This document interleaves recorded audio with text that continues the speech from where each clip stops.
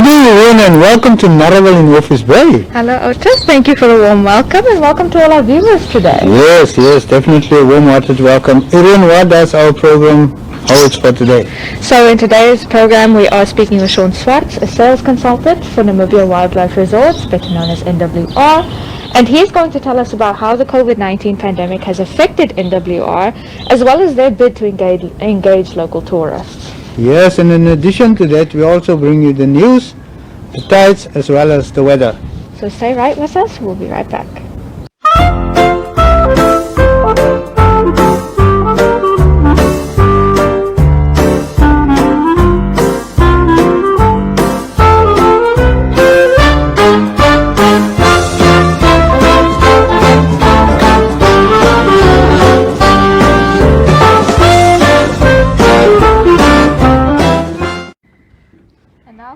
News.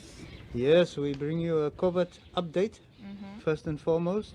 And as of yesterday, we had 205 confirmed cases, 24 recoveries, 1,821 active cases, 0 deaths, which is a good thing.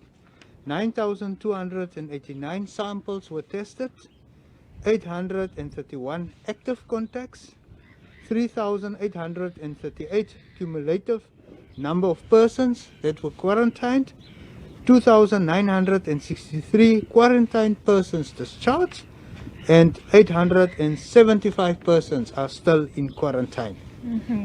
So, according to a Chinese businessman known only as Simon, apparently COVID-19 is nothing to fear. So, this is quite a unique crime story in the confiscation of tea of all things. Tea? So, yes, apparently this Chinese business person was selling tea at his China shop in Khoi Satmund. Yes. And it has since been confiscated. So apparently this tea alleges to prevent and cure COVID-19. So the Walvis Bay Urban Constituency Councillor Noliji Pinge was quoted in saying, "It is clearly a case of exploitation and extortion and will not be tolerated." He also says that it must be a syndicate and that he has no doubt that this tea is sold nationwide. So Noliji Pinge was made aware of the traditional Chinese medicine being sold in town after being notified by residents. He then visited the shop and bought a packet at $400 for 7 tea bags. Wow. So he found tea bags with granules in them, which, as a tea drinker, we all know it's not a good idea to drink tea that is granulated. Yes. And when he had bought the tea, he handed it over to the police and to the regional governor, Neville Andre, and they then took it a step further. So, Commissioner Andreas Nalumbo says that the tea has been sent to the police labs to be checked out to see if there's anything illegal, anything harmful in them. And Dr. Amir Shakir, the Chief Medical Officer in the Erongo region, says that the tea is not registered as a health remedy, which it should be, as it is being sold as a health remedy. He also says that it is being investigated for being imported illegally under the state of emergency regulations. So it's quite a tragedy, because if I've seen the packet of tea, and as a tea drinker I would buy it. It looks like nice tea, but then it's granulated. I wouldn't be too sure of drinking it. Okay, so yes, definitely a storm in a teacup. Yes. Being brewed. Yes, but speaking of hot things, the gallows in Henties Bay has apparently been caught in quite a hot debate recently. Yes. According to Nampol's crime investigation coordinator for the region, Deputy Commissioner Erasta Sikuyu, unknown suspects attempted to burn down the Henties Bay gallows. And Ikuyu said that the suspects had used methylated spirits to set the gallows on fire on Saturday, but they did not succeed. They also tried to cut the gallows down by using an unknown object, but failed. The rope that hung like the noose attached to the gallows was also removed. And Ikuyu said it is suspected that this could have been done by the same persons who tried to cut down the gallows and set it on fire. Moving on to some good news. Yes, the fuel prices will remain steady in July. So the fuel pump prices will remain at $10.35 per liter of petrol and $11.13 per liter of diesel, respectively. Yes. According to the Minister of Mines and Energy, Tom Alwino, the monthly fuel price revealed an under recovery on diesel. But normally such under-recoveries would warrant for an increase in pump prices. However, under the prevailing economic hardships, the prices have not been lifted. Yes, yes. Yes, Irene, and Namport is in the news of late, and only positive things about Namport coming out. The Namibian Ports Authority received one of the largest vessels ever to dock in Namibian waters last week. CMA-CGM operated MV Mediterranean Bridge with a length of 335.63 meters, called at the port on the 23rd of June following a successful trail call of the first 9,020 foot equivalent unit, that's now TEU's vessel Maersk Sheerness, measuring 335 meters on 24 April 2020. So the Mediterranean Bridge discharged 1,781 TEUs and loaded 697 TEUs, which amounts to a record of 2,478 TEUs handled on a single vessel. Wow. At the port of Walvis Bay. Yeah. The vessel departed on the 25th of June at 12 o'clock, and the managing director of CMA-CGM Namibia, Armando Legner, said that this is great progress and is proud to be part of this milestone. He also thanked the Namport team for making this happen, saying, without deviation from the norm, progress is not possible. And commenting on this, Trump Namport Executive for Commercial Services, Mr. Emmanuel Hanabeb, said that 2 successful calls by 9,000 TEU vessels at the port of Walvis Bay within 30 days is an achievement to be proud of, as well as a massive step towards realizing 1 million TEUs being handled by the port of Walvis Bay. Yeah, no, Yes. they're really making great strides. Just yesterday, we reported on the reefer record that they Yes. broke at the port of Walvis Bay. So they're Yes. making great strides. Yes. Some other people in the time of COVID-19, unfortunately, are not making great strides. A lot of animals, cats, dogs, are being left at the SPCA because owners simply cannot care for them after salary cuts, after job losses, etc. So now the SPCA is sitting with quite a big problem. They're sitting with an influx of animals in winter, which is notoriously a hard time for the SPCA and for other humanitarian causes as well. Yes. So they're saying they don't have enough blankets, they don't have enough materials to keep the animals warm at night in the winter cold. So they're asking to please contribute. If you have any old blankets, any old towels, anything old that'll keep the animals safe, please drop it at your nearest SPCA.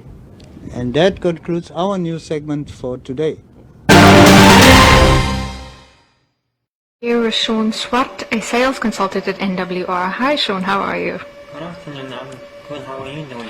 I'm doing great. So Shaun, NWR and the tourism industry at large has been hit by COVID-19 undeniably. So how has NWR been affected by the pandemic? Okay, like you said, the whole tourism industry has been affected. Our tourism industry in Namibia employs about roughly 100,000 people, of which some have already lost their jobs.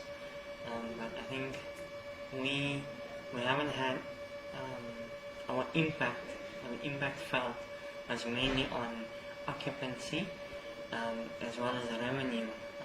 I think for the same period of the lockdown, we only had 17 million this year compared to about 62 million that we made in the same period last year. Our bed occupancy has moved down from about 50% to roughly just 10% for the same period as well. So in all, we have experienced about a 70% loss in total revenue, which is of great significance given the size of the company and of our impact and contribution to the GDP of Namibia. Okay, so when are you at NWR expecting the tourism industry to bounce back and to be back up to speed? Tourism industry, the projection will be about roughly say 2 years. This is not going to be a quick fix. There's no quick fix to what Yes. COVID-19 has done to our to the tourism sector. So this will be a long-term thing, minimum about 2 years. I would say we can predict before we can even find any or have any form of normality concerning the sector and the impact that COVID has on our nation. And you have a lot of people in the tourism industry have been saying that local tourism will eventually save the tourism industry. And NWR specifically has developed some methods of engaging local tourists. Can you tell us about that? Right. For local tourists, we have initiated a $600 chalet, which we call a family special. So that's $600 per chalet per night. This is applicable to all Namibian tourists, and it ran from about May already this year until end of August.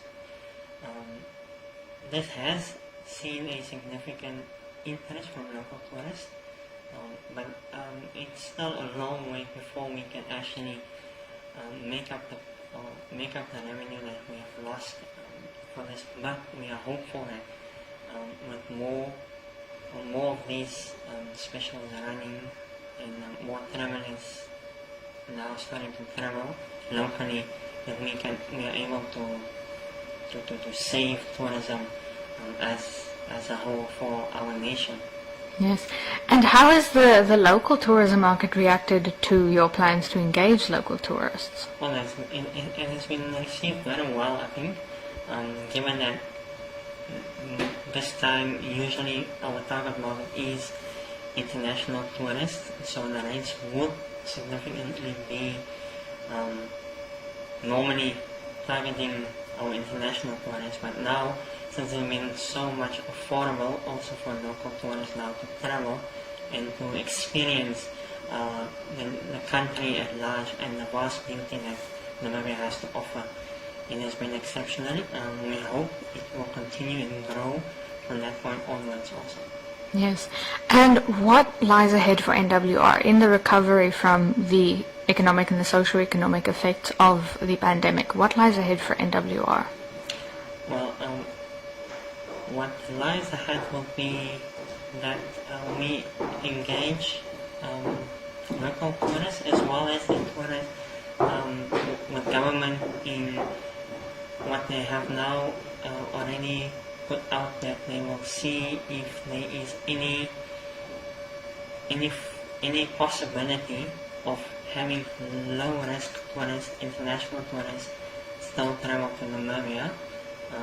Well, this is still in the development phase. We are still awaiting final confirmation from government as well. But I believe that if we can slowly incorporate international tourists back to Namibia, that will also boost not only NWR but the whole tourism industry for us, and hopefully get back to what we know as normal. Yes. Do you have any message to your fellow employees of the tourism industry? Well, it's a difficult season, so my encouragement would be that we continue to do our part. I understand that a lot of has already lost their jobs, and it's really tough if you have to look at the impact all across, not just in terms of work, but income and revenue as well.